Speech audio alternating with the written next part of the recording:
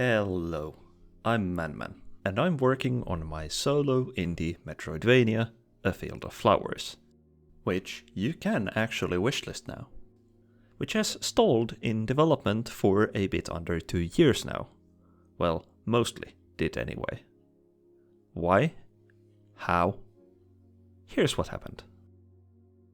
Now, last I uploaded a video about 1.5 years ago, I was still in university, working through my bachelor's degree in media and arts.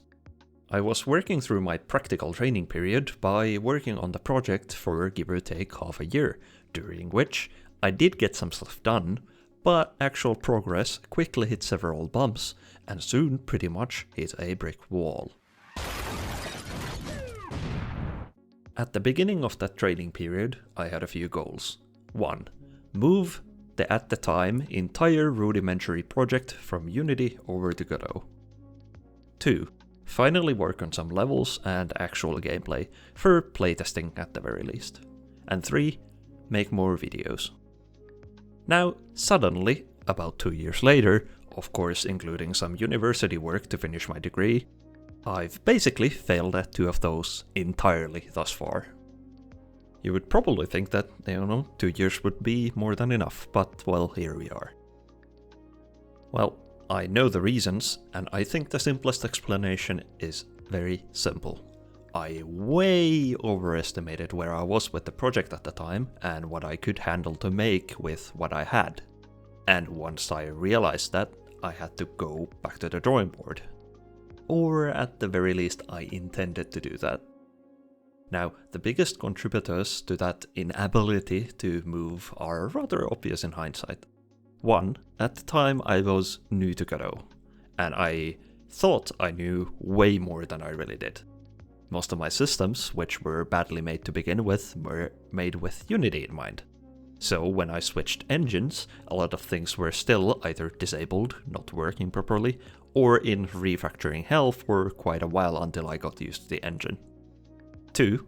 As mentioned, a lot of the code architecture was badly managed and pretty shoddy. I was still, and still am, a fairly hobbyist level programmer at the end of the day, and what I saw as passable enough turned out to be actually fairly unusable for pretty much anything.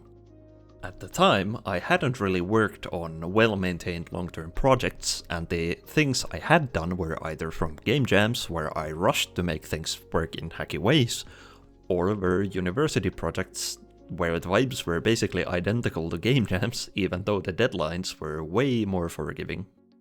So thus 3, because of 1 and 2, creating any meaningful content to actually be played, as a game, they didn't really end up panning out. Despite me spending like a month or 2 trying to cobble together something from what I had and some new additional content, I really started to understand and realize that this was going to be a problem. And 4, the biggest of all, the game had a big, fat lack of identity. So let me explain. When I originally had the bright idea that I should make this game into a Metroidvania or the like, and I'm sure this is going to sound familiar to some of you, I thought, oh, I'll just add some sort of combat and exploration like Hollow Knight and Soulsborne games. I'll just have some sort of spell system, and I'll just add some sort of story. Okay, so let me be clear. I'm not saying a game can't have just those things and work, but what it lacked was direction and identity, or at least intentionally so. I could use some of those simple descriptions for quite a lot of Metroidvania or Souls-like games. So they're generic basic descriptions of what a game like this would probably have, not clear descriptions of what the identity or its hooks are. This has had the effect of giving me a pretty hard time trying to describe what the game is in any meaningful way that would make it stand out on its own at all. And obviously, that's very much not a great look. So if someone asked what was my game about, or what was the hook, I would just basically have to describe a fairly generic Metroidvania. Another very big factor contributing to my inability to carve an identity for the game was the fact that I didn't know what I wanted to make in the first place. I obviously knew that I wanted to make a Metroidvania, But in my mind, I didn't know whether I wanted the game to go more toward a fast-paced, arcadey gameplay like Hollow Knight and platformers like Celeste, or whether I should go more toward a slower-paced direction akin to the original Dark Souls. Now, the smart idea here would have just been to decide on one and make prototypes to test out my ideas and then moved on with something. But since I'm admittedly very indecisive, I ended up just freezing up for quite a while. And the identity and theme of a game is really important, because just like how writing a story around a theme, it also allows you to channel what could and couldn't potentially fit that. Because I hadn't or couldn't settle on any particular direction, it was pretty difficult to really pinpoint what I exactly wanted to make in the first place, aside from those very basic low-level mechanics and concepts that a Metroidvania is expected to have. Then, in early 2025, I finally played Resident Evil 1. Now, there is a ton I would gladly talk about regarding how I utterly and absolutely fell in love with and adored the atmosphere and design of the original Resident Evil and all the remakes, but in simple terms, just like why I love the original Dark Souls, the atmosphere and gameplay of Remake is slower and weighty. I also utterly fell in love with the detective-like item inspections, and speaking of items, that sweet annoying survival horror resource management and the choices it forces you to make. Something just really, and I mean just really, clicked for me on that. Okay, before you get concerned, I'm not saying that I'm going to turn Field of Flowers into a survival horror game, obviously. It is and will still be a Metroidvania at heart. But there are several mechanics and elements of the RE franchise and survival horror as a whole that intrigues me in how they could potentially and probably fit the genre and be explored within it. I always felt that the journey and the themes Field of Flowers was about fit better with slightly more restrictive and weighty options and choices. Instead of giving the player unlimited heals, I could take a page out of RE's playbook and limit them. I mean, you have to admit that games like RE1, 2, and also 7 all have some very Metroidvania-like DNA in themselves already, so I feel that sort of resource management could potentially fit a more traditional Metroidvania game as well in reverse, creating some nice risk-reward behavior and player choice. Aside from just healing, same could go for weapons outside of basics like melee combat. Instead of bullets for a gun, your spells could be limited by your resources, and so forth. So you could have 3 spells, all requiring some specific resource to be usable, but you only have enough for 1. Hollow Knight and Silksong both admittedly do that with the Soul and Silk systems respectively, but I'm talking about something that requires a little more planning up front by the player. I never really saw Rai, the protagonist of the game, as an absolute powerhouse, nor the story as this over-the-top anime action game, even if it is slightly inspired by some anime and Japanese media. I am the bone. But rather, a very small person in a very large and scary world. And I really see this sort of resource scarcity and management potentially working with and amplifying that theme.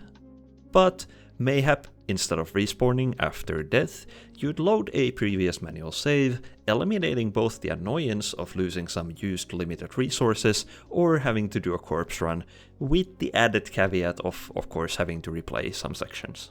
I also personally, despite knowing it's a pretty highly divisive topic in the survival horror genre, love the concept of limiting the amounts of saves like with increments in the classic RE or in RE2 Remake. But if I implement something like that, I'd probably make it an optional difficulty modifier or the like. I promise. But anyway, it's like a light bulb finally turned on and got a little brighter and brighter every day in my head regarding the identity of what Field of Flowers could be. slightly heftier, slower combat with some faster elements, as well as management of limited items and resources.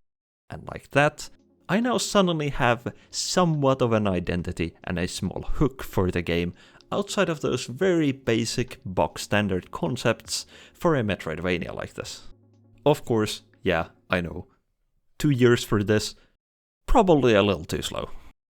Now, aside from my struggles with the game's identity, while I couldn't manage to move forward with developing content for the game, it's not like it actually hasn't moved forward at all. Here's a quickfire list of all the things I've worked on over the span of about 1.5 to 2 years, of course when I wasn't working through my final year in university, and which I've fairly often shared small snippets of progress on the Discord server. Link is in the description. So, I reworked my entire enemy controller and state machines. I improved my level creation pipeline. I added things like auto-prop tools, so just by hitting a few buttons and adding a node, I have a prop with basic material-related parameters for materials effects, particles, collisions, correct collision layers for the type, and health component and its parameters. I added decor tools, to which I can add items to an enum list of props and just switched between them in a single node type automatically. I got into writing shaders and learned quite a lot and created quite a few graphics related prototypes such as dynamic water and dynamic waterfalls. I added wiggly trees. I added a pixel perfect rotate shader and so many other things. Thanks Acerola, very cool.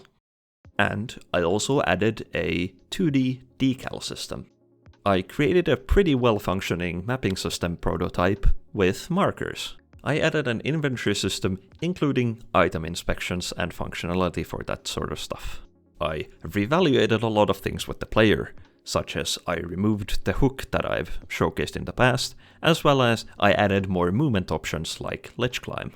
I entirely reworked and streamlined my activator and target system that I've talked about in the past for stuff like gates and levers. Obviously, it goes even further than that, as it is now a fairly expensive system that's not difficult to add to and functions rather well. I reworked the entire save and persistency system that I've talked about in the past, making it a dictionary with level data for each specific level. I've reworked so many other things and background systems, as well as refactoring a lot of tiny things. I also finally tried to figure out workflows and made a prototype for a quick 3D menu, overall helping with 3D modeling for low poly objects, like the already mentioned inventory item inspections that I want to implement.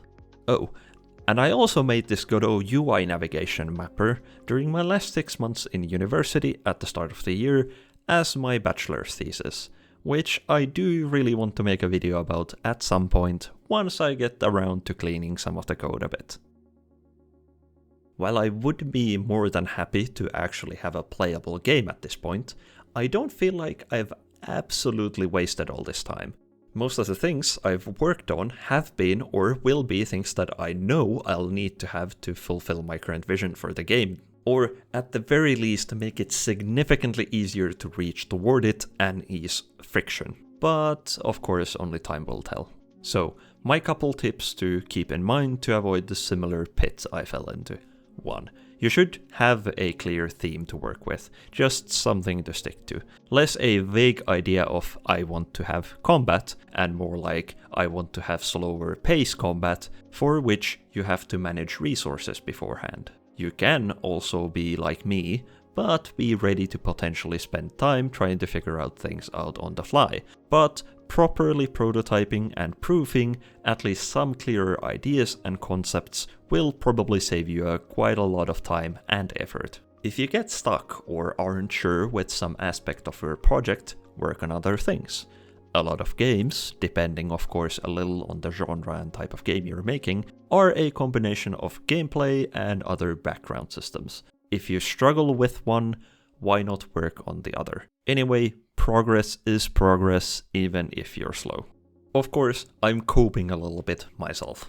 And 3, don't forget, Designing new things and coming up with ideas can take time, so just move at the pace you're comfortable with, if you can of course. Just because you're slower than somebody else doesn't mean you're necessarily worse at it either, even if efficiency is generally speaking better. If you're doing something like a bigger project for the first time, like I am, and you don't have a lot of experience, expect to have to learn things on the fly and take more time than you probably anticipate. And that is how my game hit a brick wall for about 2 years. But for now, that's all. Thank you all so much. Join the Discord to stay up to date, and thank you for wishlisting the game if you did.